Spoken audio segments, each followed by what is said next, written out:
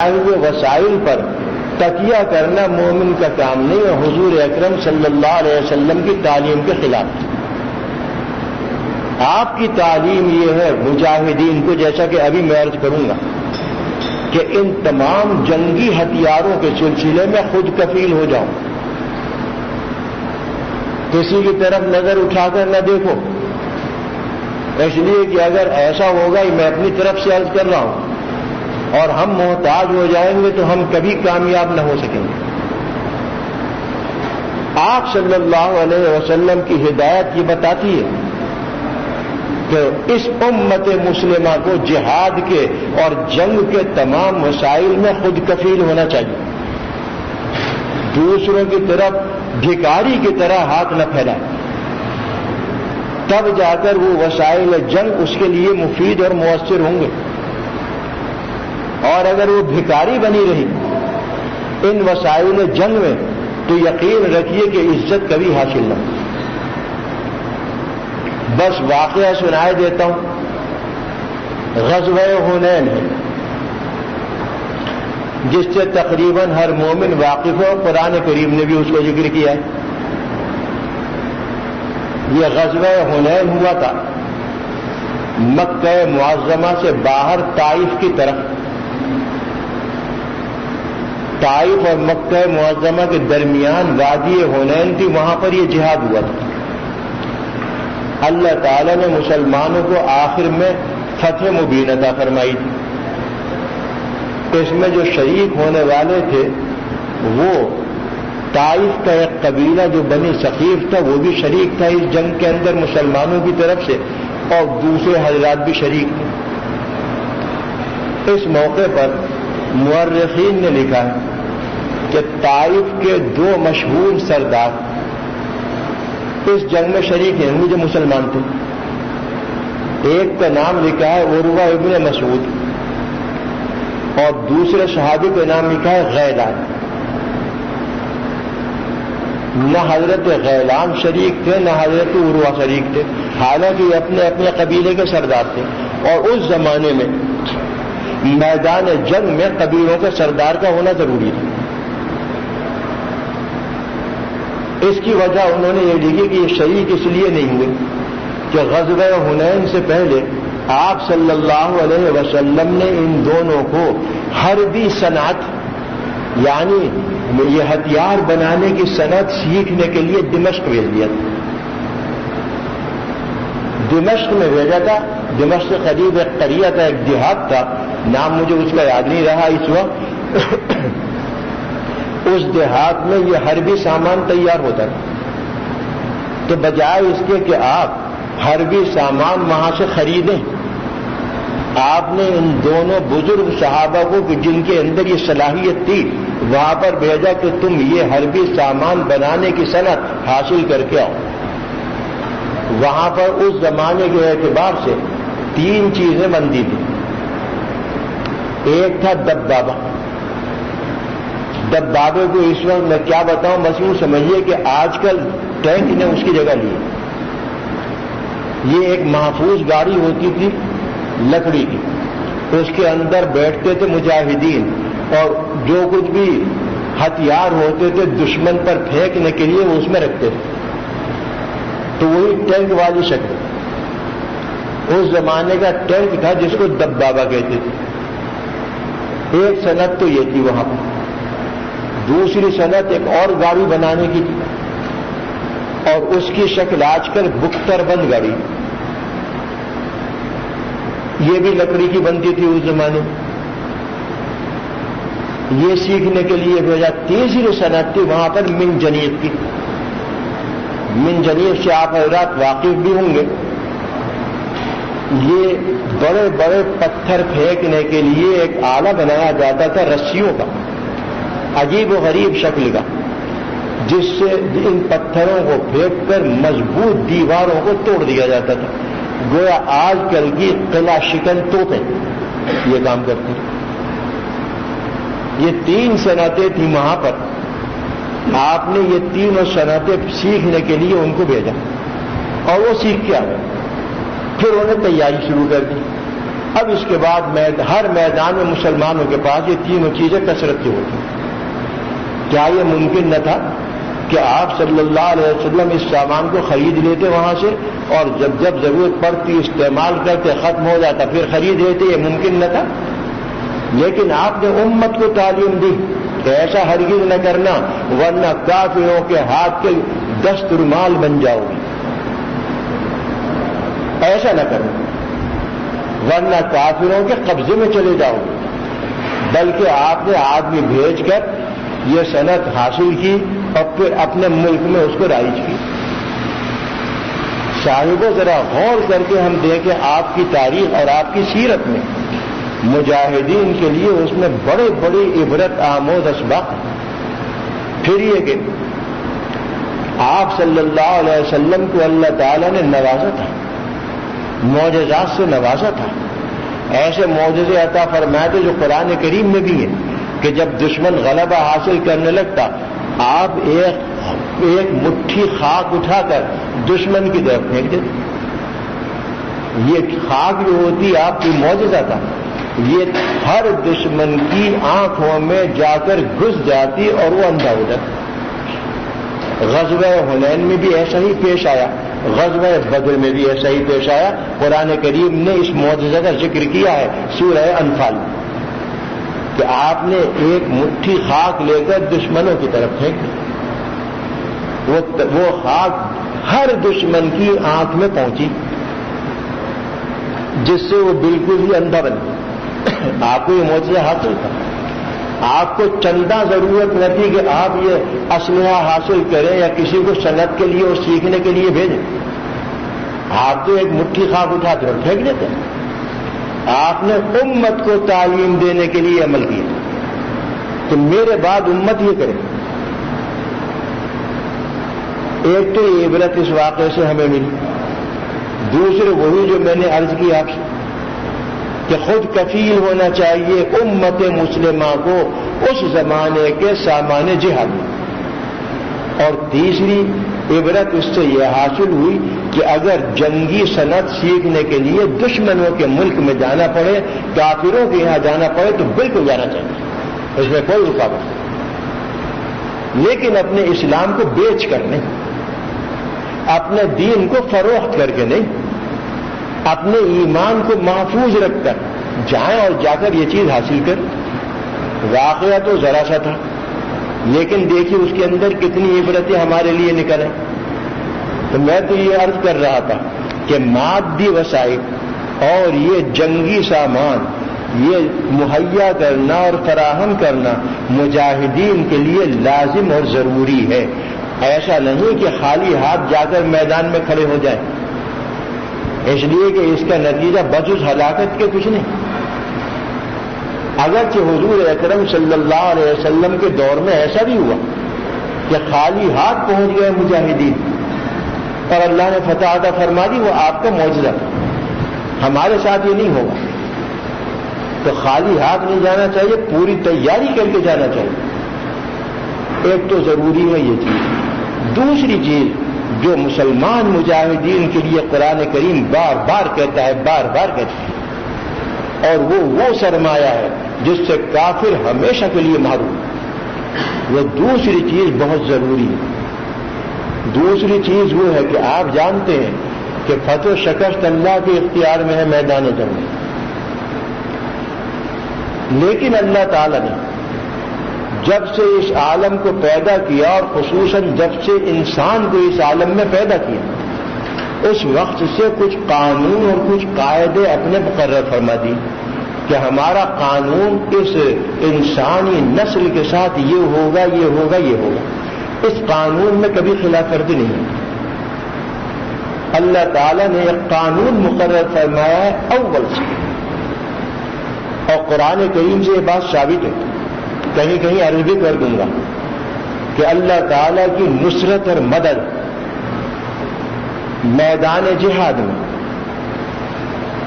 اس وقت نازل ہوتی ہے کہ جب مجاہدین میں تین چیزیں پائی جائیں۔ یہ کئی آیتوں کا خلاصہ میں نے آپ کے سامنے رکھا ہے۔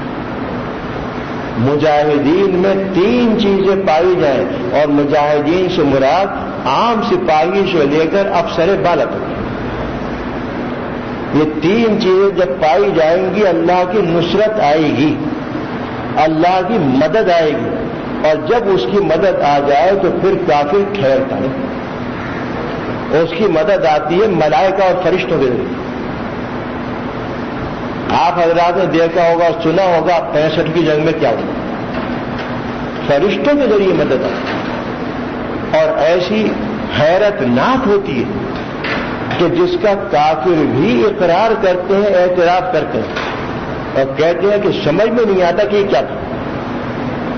وہ مدد، غیبی مدد، وہ اللہ تعالیٰ نے 3 باتوں پر رکھی ہے کہ جب مجاہدین میں یہ 3 باتیں ہوں گی تو اس وقت اللہ کی مدد آ جائے گی۔ پہلی چیز ہے ایمان، اور اس سے کوئی بچ نہیں سکتا، مومن ہونا لازمی شرط ہے۔ یہ ان 3 باتوں میں نہیں جو میں نے عرض کی، مومن ہونا تو لازمی شرط ہے، لہذا کافر اگر نماز پڑھنے لگے تو اس کے اوپر مدد نہیں آئے گی۔ پہلی چیز ہے مومن ہونا، اور مومن ہونے کا مطلب آپ سمجھ جانتے ہیں کہ اللہ تعالیٰ پر ایسا ایمان رکھنا، اس کی توحید پر ایسا ایمان رکھنا جو اس کی شان کے مطابق ہے، اور حضور اکرم صلی اللہ علیہ وسلم کی نبوت پر ایسا ایمان رکھنا جس کا حکم اللہ نے دیا، اور آخرت پر ایمان رکھنا اس طریقے سے جو قرآن کریم میں مذکور ہے۔ اور بھی ہیں کچھ چیزیں، لیکن یہ بنیادی اصول میں نے بتا دیے ایمان کی: توحید، رسالت، آخرت، ایسا مومن ہے، ایسا ایمان۔ اب پہلی شرط ہے نماز، جس سے معلوم ہوتا ہے اللہ تعالی ہمارے مجاہدین کو محفوظ رکھیں کہ بے نمازیوں پر اللہ کی مدد نہیں ہے۔ اللہ تعالی ہم سب کو پکا نمازی بنا دے۔ پہلی چیز ہے نماز، قرآن کریم میں بھی ہے استعینوا بالصبر والصلاۃ، اللہ تعالیٰ کی مدد حاصل کرو۔ کس چیز کے ذریعے؟ ایک تو صبر کرو، ثابت قدمی رکھو، اور دوسرے نماز پڑھو۔ اس نماز کے ذریعے اللہ کی مدد آتی، اور آپ پوچھ لیجئے ان بندوں سے، ان ایمان والوں سے جو نماز کے پابند ہیں کہ ہر قدم پر، ہر معاملے میں اللہ کی مدد کا مشاہدہ کرتے ہیں، جہاد میں تو اور زیادہ۔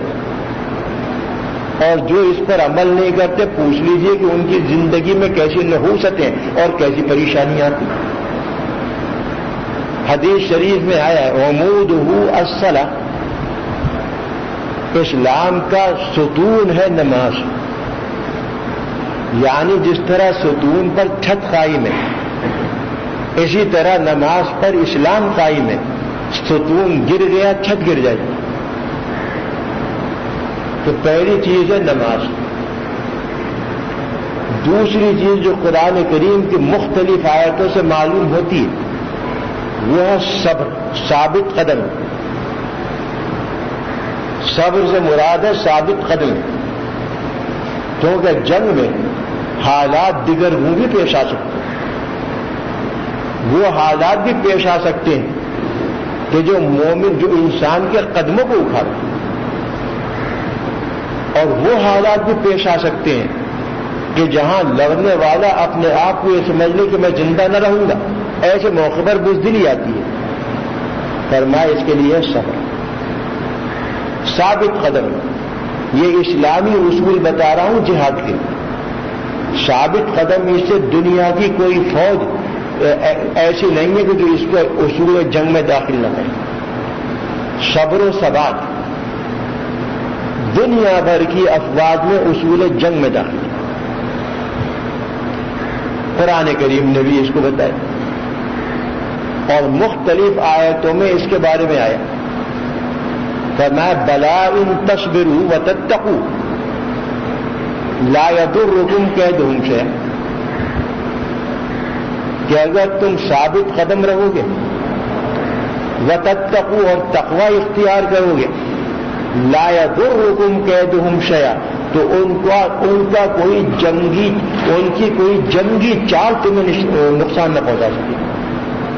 اللہ نے ضمانت لی، دشمن کی جنگی چالوں سے محفوظ رہنے کی ضمانت لے لی۔ نماز تو ہے ہی، ایمان اور نماز تو ہے ہی، اللہ نے ہمیں یہ عطا فرما رکھا ہے، ہم اس کا شکر ادا کرتے ہیں۔ اب ہے ثابت قدمی اور تقوی۔ تقوی آخری چیز ہے، اس کو حاصل کر لینا آسان ہے، جیسا کہ میں ابھی عرض کروں گا۔ فرما دیا کہ جب تم ثابت قدم رہو اور تقوی اختیار کرو تو دشمنوں کی کوئی بھی جنگی چال، کوئی سازش، یمددکم ربکم بخمسۃ آلاف، بے شک اگر تم ثابت قدم رہے، ان تصبروا وتتقوا، اور تم نے تقوی والی زندگی اختیار کر رکھی ہے، جس کی تفصیل تھوڑی سی آنے والی، وَيَأْتُوكُم مِّن فَوْرِهِمْ هَٰذَا، اور تمہارے اوپر کافر اچانک ٹوٹ پڑے۔ تمہارے اندر یہ تین چیزیں موجود ہیں، نماز ہے، صبر ہے، تقوی ہے، اور پھر کافر اچانک تمہارے اوپر ٹوٹ پڑے تو غم نہ کرنا، اللہ تعالیٰ 5000 فرشتوں کی مدد دے دے گا۔ وعدہ ہے قرآن کریم میں۔ تو دوسری چیز ہوئی صبر، جس کو میں ثابت قدمی کے ساتھ تعبیر کر رہا ہوں، اور اس کے اندر یہ بھی ہے کہ اگر ناخوشگوار حالات اور مخالف حالات سامنے آ جائیں تو اسی پریشان نہ ہو۔ تیسرا ہتھیار ہے مومن کے لیے اللہ کی نصرت نازل کرانے کا ذریعہ، وہ ہے تقوی۔ وتتقوا، کوئی آیت ان آیات میں سے جو قرآن کریم کے اندر ہیں اور جہاد کے بنیادی اصول اس میں بیان کیے گئے ہیں، کوئی آیت تقوی سے خالی نہیں۔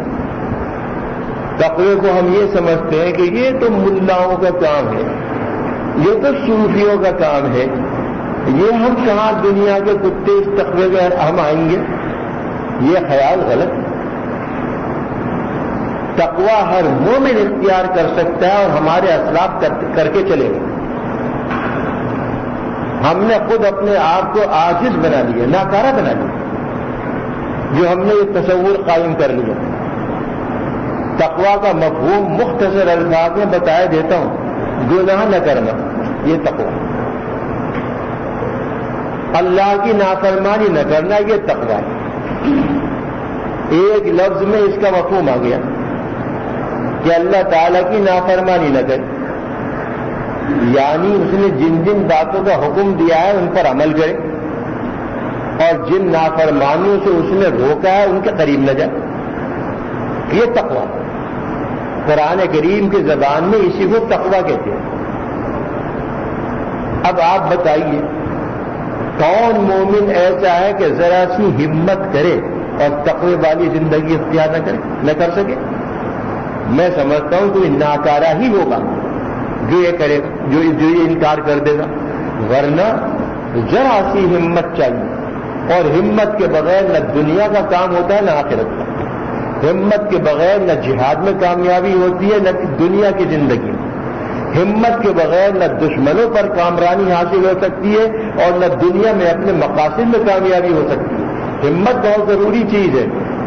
دنیا کے معاملے میں تو ہم ہمت کر جاتے ہیں کچھ، لیکن اس معاملے میں ہمت کے معاملے پیچھے ہٹ جاتے ہیں، ہاتھ پہ ہاتھ رکھ کر بیٹھ جاتے ہیں اور یہ تصور کرتے ہیں کہ اللہ کی جانب سے کوئی معجزہ آئے گا تو ہم یہ کام کریں گے۔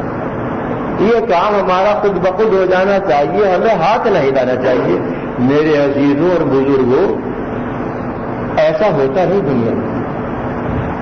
کام تو کرنا پڑتا ہے، ہاتھ ہلانا پڑتا ہے، ہمت کرنا پڑتا ہے۔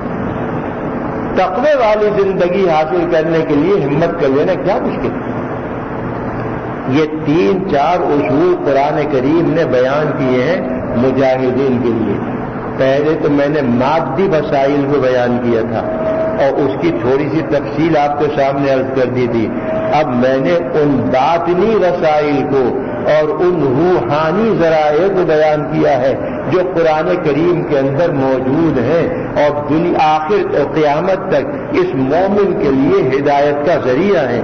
وقت بھی آپ کا میں نے بہت لے لیا، لیکن بہرحال میں اپنی بات پتہ نہیں صحیح طریقے سے آپ کے ذہن میں ڈال سکا ہوں یا نہیں۔ آخر میں بس اتنی ہی درخواست کروں گا، اگرچہ اس موضوع کے اوپر بہت طویل کلام ہے اور قرآن و حدیث اس موضوع سے بھرے ہوئے ہیں، بالخصوص جہاد کے فضائل سے، بالخصوص شہادت کے فضائل سے، بالخصوص دشمن سے آنکھوں میں آنکھیں ڈال کر مقابلہ کرنے سے بھرے ہوئے ہیں۔ اس کے فضائل قرآن و حدیث میں فضیلتیں اس کی بھری ہوئی ہیں، لیکن اب موقع بھی نہیں ہے۔ میں نے تو اصولی بات عرض کی ہے کہ جو ہمارے کام کی ہے، دعا کریں کہ اللہ تعالی ہم سب کو ان روحانی وسائل اختیار کرنے کی توفیق عطا فرمائے۔ اللہ تعالی ہمارے اندر ایمان کامل اور نماز کی پابندی اللہ تعالی ہمیں اس کی توفیق عطا فرمائے۔ اللہ تعالی ہمیں صبر و ثبات سے، ثابت قدمی سے، استقامت سے، استقلال سے، میدان جنگ میں خصوصیت کے ساتھ، دشمن کے مقابلے میں خصوصیت کے ساتھ اور عام حالات میں اللہ تعالیٰ عام طور پر ہمیں اس دولت سے نوازیں، اور اللہ تعالیٰ ہمیں محض اپنے فضل و کرم سے ہمت عطا فرما دیں کہ ہم تقوی والی زندگی اختیار کر لیں۔ اور یہ ہمارے لیے اگرچہ بظاہر مشکل ہے، لیکن اللہ تعالیٰ کی مدد اور اس کی تائید و توفیق ہمیں حاصل ہو جائے تو بہت آسان ہے۔ دعا کریں کہ اللہ تعالیٰ آسانی کے ساتھ ہمیں تقوی والی زندگی اختیار کرنے کی توفیق عطا فرما دیں، اور دعا کریں کہ اللہ تعالیٰ ہمارے دشمنوں کو، اسلام کے دشمنوں کو، ملک کے دشمنوں کو، حضور اکرم صلی اللہ علیہ وسلم کے دشمنوں کو اور امت کے دشمنوں کو سرنگو فرمائیں، مغلوب فرمائیں، ذلیل و رسوا فرمائیں، اور اللہ تعالیٰ اس امت کے مجاہدین کو شان و شوکت عطا فرمائیں، رعب و داب عطا فرمائیں، دبدبہ عطا فرمائیں، اور اللہ تعالیٰ ان کی قدم قدم پر نصرت فرمائیں، مدد نازل فرمائیں، اور دشمن کو اللہ تعالیٰ اس قدر مرعوب بنا دیں ان کے مقابلے میں کہ وہ نظر اٹھانے کے قابل نہ رہے۔ وآخر دعوانا الحمد للہ رب العالمین، وصلی اللہ تعالی علی خیر خلقہ محمد وعلی آلہ واصحابہ اجمعین برحمتک یا اصحابہ اجمعین برحمتک یا اصحابہ اجمعین برحمتک یا اصحابہ اجمعین برحمتک یا اصحابہ اجمعین برحمتک یا اصحابہ اجمعین برحمتک یا